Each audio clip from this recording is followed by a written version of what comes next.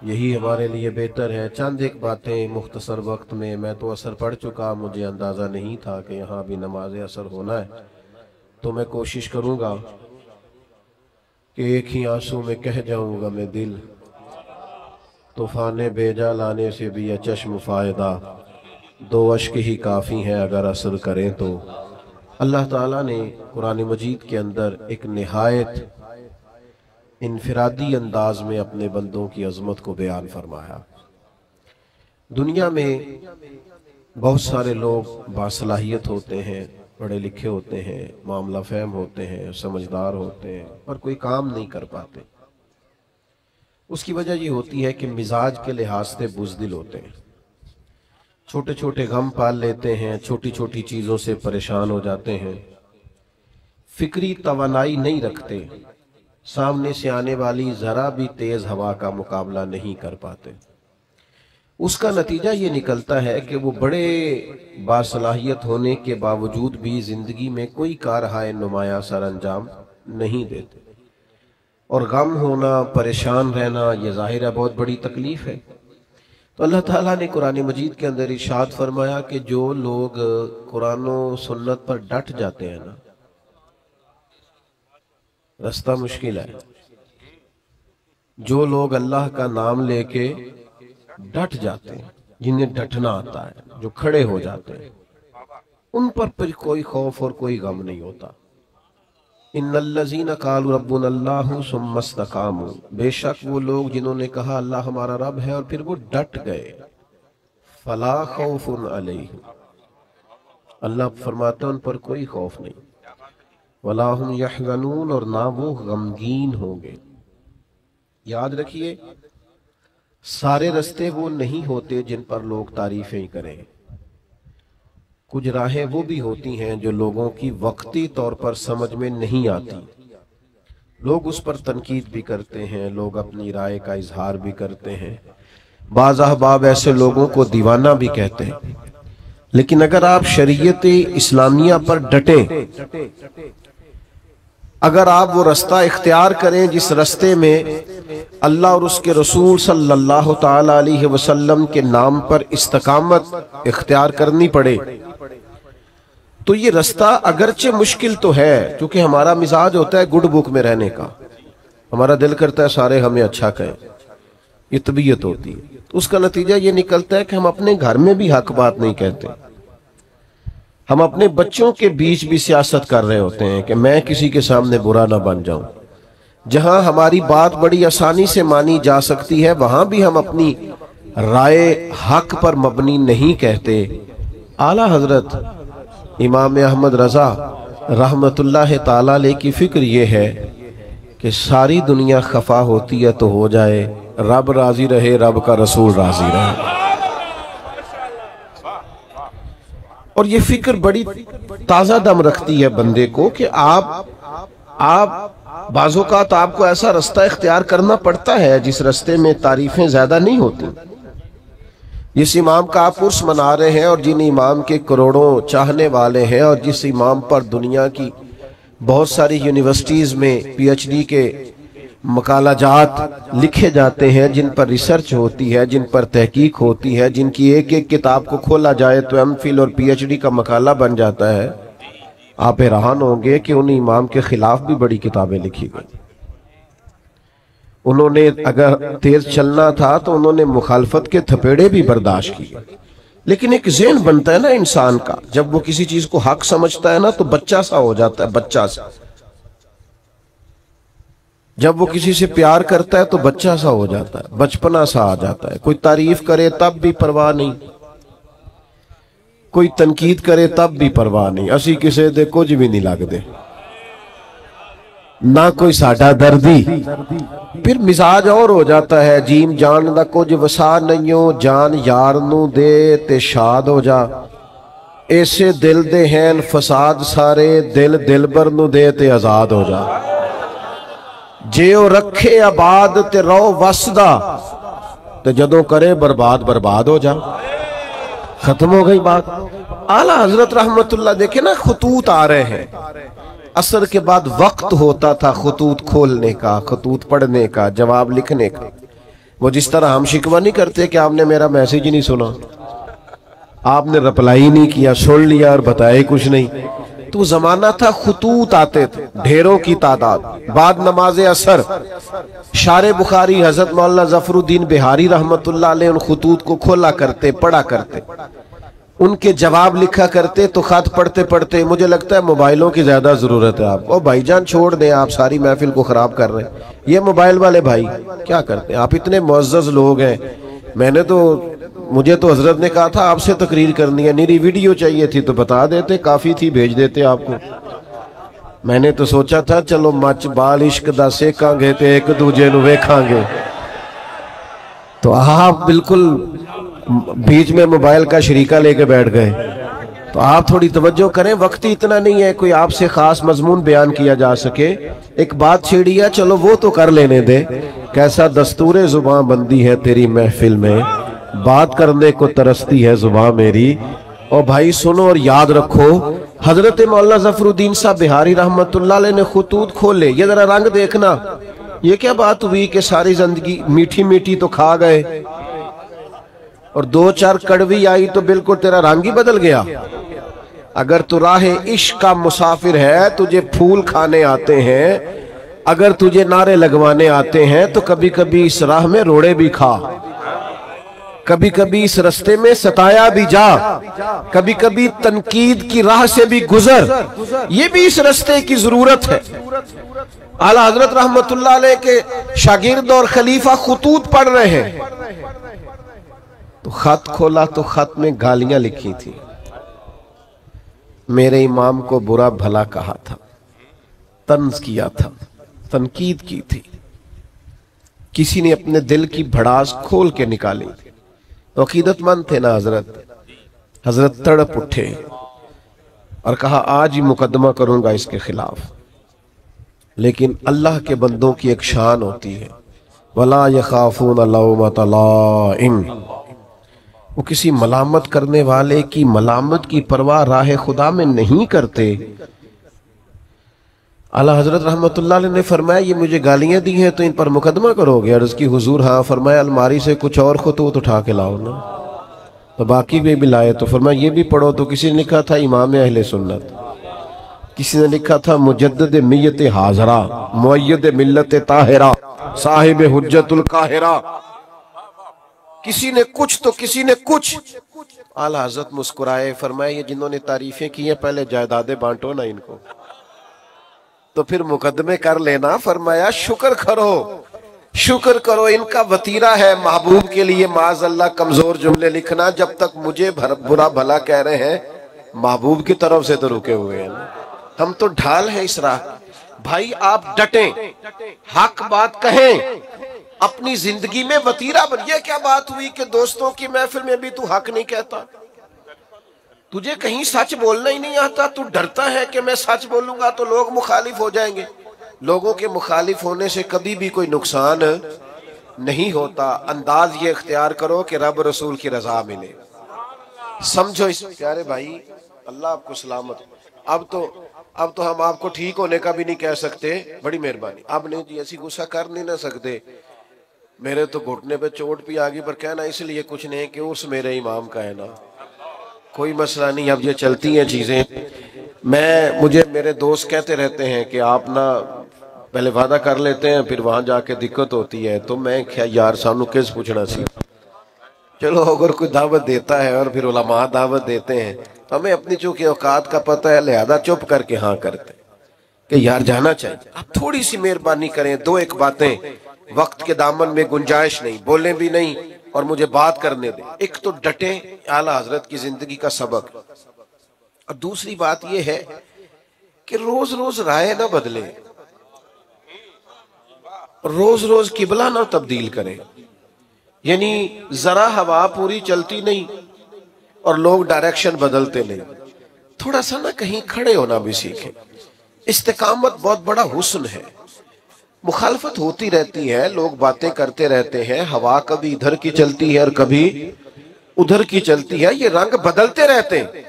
मैं आपको यकीन के साथ कहता हूं कि जितनी कड़ी हवा चलती है, मेरा अहले सुन्नत पर अकीदा मजबूत होता जाता है। हार आने वाला वक्त नजरिए को मजबूत करता है। रात को शुक्र अदा करके सोते हैं कि या अल्लाह तेरा शुक्र है तुमने उस अकीदे में रखा है जो अकीदा हक भी है और सच भी है, और आने वाली नस्ल को देकर भी जाएंगे। थोड़ी मजबूती अपने फिक्र में पैदा करें। यकीन बड़ी नेमत है, यकीन बड़ी दौलत है। सुनो ना, मुस्नद इमाम अहमद बिन हंबल में हदीस है, हजरत मौला अली शेर खुदा रदी अल्लाह ताला अन्हु अलील हो गए और बज़ाहिर नकाहत इतनी थी कि आप उठते थे तो जिस्म मुबारक पे राशा तारी होता था। एक सहाबी ने देखा तो रो पड़े, कहा ए अली बहुत कमजोरी बाजार हो गई, अब तो मुश्किल है, मैं तो डरने लगा हूं कि कहीं इस बीमारी में अल्लाह का हुक्म ना आ जाए। तो हजरत अली मुस्कुराए, फरमाने लगे तू फिक्र न कर, मुझे कुछ भी नहीं होगा। अब बात पर गौर करना भाई, आप इतने अलील हैं और आपसे खड़े होते हैं तो वजूद पर बज़ाहिर कपकपाहट है, राशा है, तो आप फरमा रहे कुछ भी नहीं होगा। तो हजरत अली कहने लगे मैं एक दफा बीमार हुआ था, करीम तीमारदारी के लिए तशरीफ लाए तो हुजूर ने फरमाया अली बीमारी से कुछ भी नहीं होगा, आप जब दुनिया से जाएंगे तो दाढ़ी लहू से रंगीन होगी, जख्म लगेगा, खंजर लगेगा। तो चूंकि महबूब ने कह दिया है, साडे नबी दी जुबान साडे वास्ते कुरान, जो दिन को कह दिया दिन है तो दिन निकल आया, जो शब को कह दिया शब है तो रात हो के रही, और खुदा ने उनकी जुबान को वो इख्तियार दिया जो निकली मुंह से उनके वो बात हो के रही। फरमाया हुजूर ने फरमा दिया, मेरा यकीन कामिल है, सवाल ही पैदा नहीं हो सकता। हम ना डगमगाते हैं, दीन की बातें सुन भी लेते हैं, फजाइल सुन भी लेते हैं, कमालात सुन भी लेते हैं, फिर भी हम डगमगाते हैं। यकीन कामिल की दौलत पैदा करें, अल्लाह रसूल की बात आ जाए फिर उस पर ईमान लाएं, फिर मजबूत हो जाए। आला हज़रत बरेलवी रहमतुल्लाह ताला अलैह, मुंह में कुछ तकलीफ थी तो हकीम ने कहा ताउन हो गया है। मैं हो ही नहीं सकता, मुझे उन्होंने कहा जनाब मैं तबीब हूं तो मैं आपको सही बताता हूं कि ये वो मसला बन गया है। फरमाया वो नहीं है, तुम्हें गलती लगती है। उसने कहा मैंने ढेर सारी किताबें देखी हैं। फरमाया देखी होगी पर ताउन मुझे नहीं होगा। वो चला गया, थोड़ी देर के बाद मिसवाक मंगवाई, वो मिसवाक की, थोड़ा सा पानी मुंह से निकला, तबीयत ठीक हो गई। तो खुदाम ने कहा हुजूर वाकई ताउन नहीं था, वो तो इतनी जल्दी जाता नहीं, आपको कैसे यकीन था ताउन नहीं? अल्लाह करे हमें वो यकीन नसीब हो, वो इस्तकामत नसीब हो। डगमगाते लोग, बेयकीन बातें, टूटती बिखरती सोचें, वसवसों के गलबे, इधर उधर की बातें, कच्चे पक्के सवालात। आला हज़रत फरमाने लगे, नबी पाक अलैहिस्सलाम ने एक दुआ इरशाद फरमाई है, जो किसी मुसीबत ज़दा को देख के पढ़ो तो तुम कभी उस मुसीबत का शिकार नहीं होगे। मैंने एक ताउन वाले को देख के पढ़ ली थी। वो जुबान जिसको सब कुन की कुंजी कहें, उसकी नाफिज हुकूमत पे लाखों सलाम। आप शरीयत इस्लामिया के बारे में एक मिजाज बनाए अपना कि मेरा चूंकि इस पर ईमान है, मेरा चूंकि यकीन कामिल है, मुझे इस पर डटना है, कमजोरी ना दिखाए। आला हजरत रहमतुल्लाह ताला अलैह उस माहौल में तकरीरें नहीं करते थे, किताबें नहीं लिखते थे जिस माहौल में मैं और आप हैं। ये वाला माहौल और ये वाला मिजाज, चारों जानिब नारे लगते हैं, चारों जानिब लोग तारीफें करते हैं, चारों जानिब से लोग पजीराई करते हैं, फूल फेंकते हैं, ये वाला मिजाज नहीं था। अंग्रेज की हुकूमत थी, हिंदुओं की कसरत थी। उस माहौल के अंदर हक बात कहना, आप बात को समझें, आज इतना मुश्किल नहीं होता, लेकिन बड़े लोग ऐसे होते हैं जिनकी बातें हक बात कहते वक्त लड़खड़ाती है। वो जुमला तक नहीं कह सकते, इतनी ताकत नहीं रखते। हुकूमत हिंदू की, हुकूमत अंग्रेज की, कसरत हिंदू की। फाजिल बरेलवी से सवाल होता है, हिंदुओं के मेले में जा सकते हैं? बड़ा बच बच के लोग आज बात करते हैं।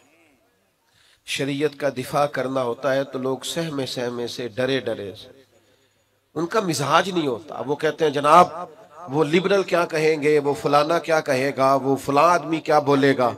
आला हज़रत से कहा हिंदुओं के मेले में जा सकते हैं? तो फरमाया वहां तो वो माज़ अल्लाह अपनी कुफ्रिया रसूमात भी करते हैं, हुजूर जा सकते हैं, फरमाया हराम नहीं, हराम है, अशद हराम है। इतनी खोल की बात, इतनी वाज़ेह बात। आपका तशख़्ख़ुस है एक अलग से, आप एक अलग से जिंदगी रखते हैं, मोमिन एक अलग से अपना तारुफ रखता है, मुसलमान की अपनी एक शान होती है, वो अपनी शान में इनफिरादियत रखता है। ये क्या बात हुई कि आप हर मामले के अंदर हर जगह आपका जो रवैया है वो इंतहाई मदाहनत पर मबनी हो। भाइयों याद रखिए, आप अपने दीन के लिए, नजरिए के लिए, अकीदे के लिए खड़ा होना सीखें। ये ना बड़ा दीनदार आदमी है जी, क्या दीनदारी है, महफिल बड़ी सही कराता है, तो मैं तो उसे दीनदार मानता हूं जो बेटे की शादी वाले दिन दीनदार हो। नाराज हो गए हो? जो बच्चे की मेहंदी वाले दिन मुसलमान हो वो दीनदार है। हाँ, महफिल वाले दिन तो धारी टोपी लेके भी लोग आ जाते हैं किसी से, कहते जरा उधार देना, मैंने महफिल पे जाना है। यहाँ तो लोग सारे ठीक हो जाते हैं। रमजान शरीफ में तो बहुत सारे लोग हैं जो मस्जिद आ जाते हैं। पता तो तब है जब वो कैफियत बनी हुई है, चारों जानिब से घेरा जा रहा, और फिर आपका रवैया दीन का हो, आप डटे कहें मैं नहीं करने दूंगा। मैंने एक साहब से कहा कि यार आप बड़े अच्छा तारुफ रखते हैं, लेकिन आपके घर के अंदर जो शादी के मौके पे होने जा रहा है और पिछली शादी पे भी हुआ है, वो तकलीफ दे है। आपने कोई ऐसा काम नहीं छोड़ा जो शरीयत इस्लामिया के मुखालिफ ना हो और आपने किया ना हो, माज़अल्लाह। तो मुझे कहने लगे ओ मैं तो पता है, मैं तो बड़ा जोर लाना, बच्चे नहीं मानते। मैंने उनसे कहा यह जुमला मजीद तकलीफ देने वाला है। बच्चों को तो कोई मर्जी करने ही नहीं देता, कौन मर्जी करने देता? तो लोग कहते हैं मेरी नहीं मानी तो निकल जा घर से।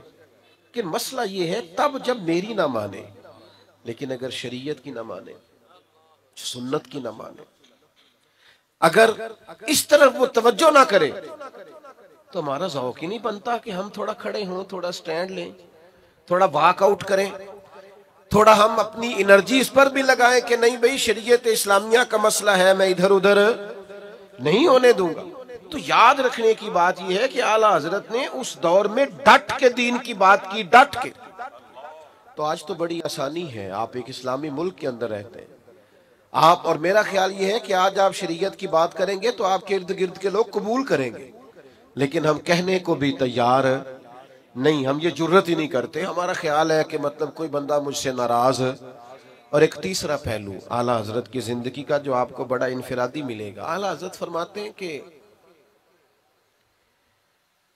ऐसा कोई काम ना करो जिससे शक भी पड़े कि तुम कहीं शरीयत की मुखालफत कर रहे हो।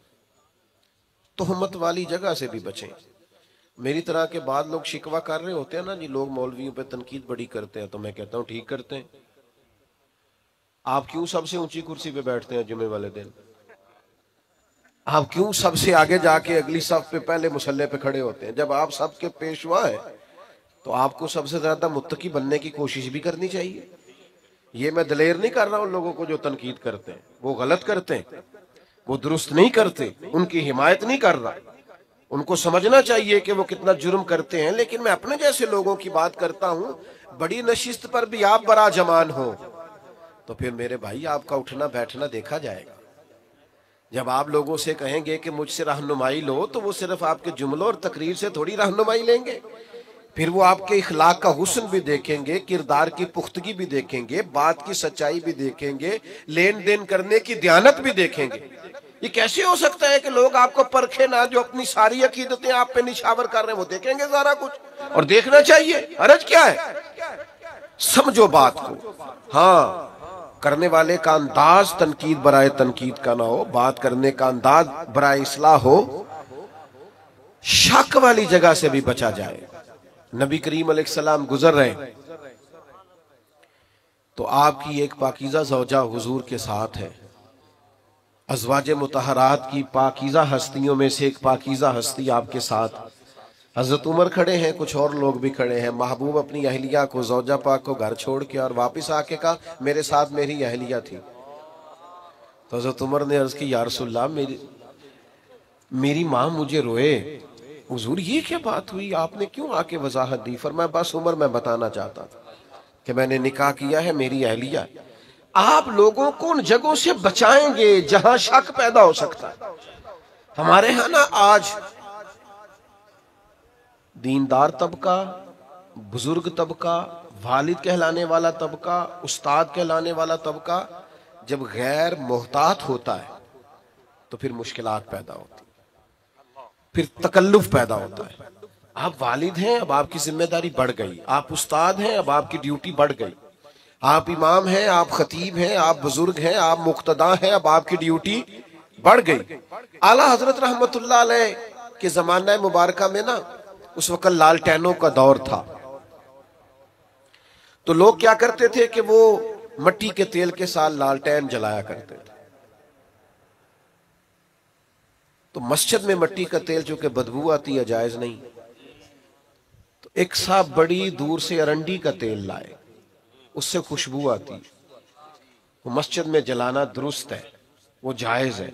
ये ज्यादा गौर करें जो बुजुर्ग कहलाते हैं, जो कहते हैं मैं बड़ा हूं। वो तेल जब लाया गया और वो लालटेन में डाला गया और जब उसे जलाया गया तो सरकार आला हजरत रहमतुल्लाह ताला अलैह के वो खादिम कहने लगे हुजूर इससे खुशबू आती है, ये वो वाला नहीं। फरमाया चलो ठीक हो गया।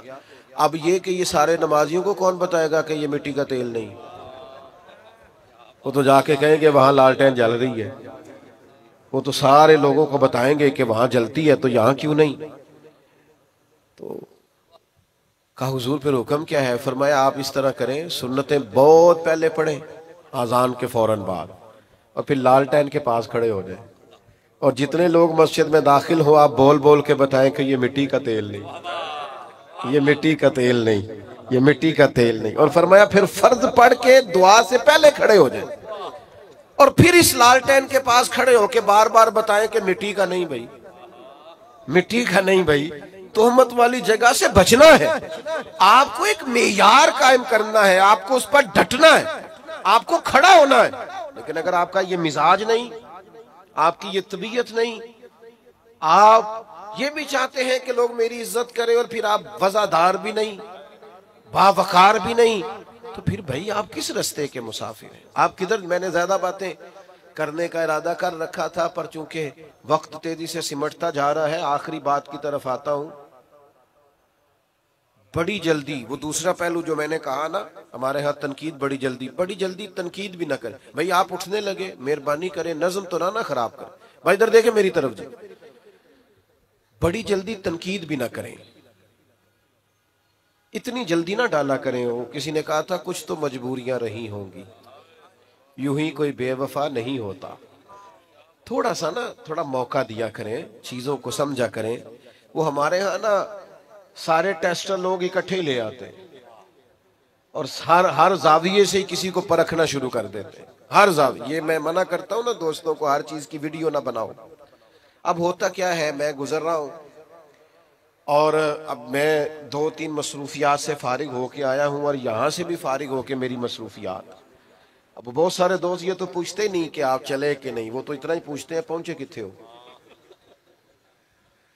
और फिर वो कई दफा 15-20 फोन कर देते हैं 20-25 मिनट में। तो एक से तो मैंने कहा था जे तेरे फोन ना असी टाइम पे पहुंचना है ना, फिर 5-5 मिनट बाद कर, और अगर टाइम लगना है कुछ थोड़ा सा तो फिर आपको एक फोन किया, थोड़ा फासले को आप मापे और उसके मुताबिक दोबारा राब्ता कर लो। लेकिन वो चूंकि फोन हाथ में है और खैर से सस्ता भी काफी है, तो बहुत सारे अहबाब जो हैं वो फिर तो अब वो गुजर रहे हैं, तो किसी से हाथ मिला सके हैं, किसी से नहीं, सब की वीडियो बन गई। फिर वो पास भी किसी ने नहीं रखनी, वो डालनी भी लाजमी है। फिर वो ऊपर गोल दायरा लगा के कहेंगे मौलवी का तकब्बुर देखो, सलाम नहीं ली। भाई अब वो माहौल ही नहीं था, रोक ही नहीं सकते थे। और कई जगह तो ऐसा होता है कि लोग कहते हैं जल्दी मुंतशिर करें, पीछे रश है, खाली करें गेट को। तो कई दफा ऐसे मामलात आते हैं कि जरा जरा सी बात पर तनकीद होने लगती, उससे तकलीफ भी यकीनन होती। पूरी बात ही नहीं सुनी, थोड़ी सी पीछे से काट ली, थोड़ी आगे 2 जुमले ले लिए, तनकीद शुरू कर दी। आला हजरत ने लिखा है कुर्रा से माजरत के साथ, लिखा है कि 2-4 अच्छे कुर्रा ने एक आलिम के पीछे नमाज पढ़ी, तो उन कुर्रा के ना आलिम साहब के कुछ मुस्तहब कवायद दुरुस्त नहीं थे। तो वो लोग देर नहीं ना करते, फौरन कहने लगे एडे बड़े आलिम ने तो कुरान भी नहीं ठीक पढ़ना होता। उसी वक्त मैंने पहले कहा कुर्रा से माजरत के साथ, और वैसे चूंकि थोड़ा शायरी से दिलचस्पी रखता हूं तो लफ्ज तासीर से बनते हैं, तलफ्फुज से नहीं।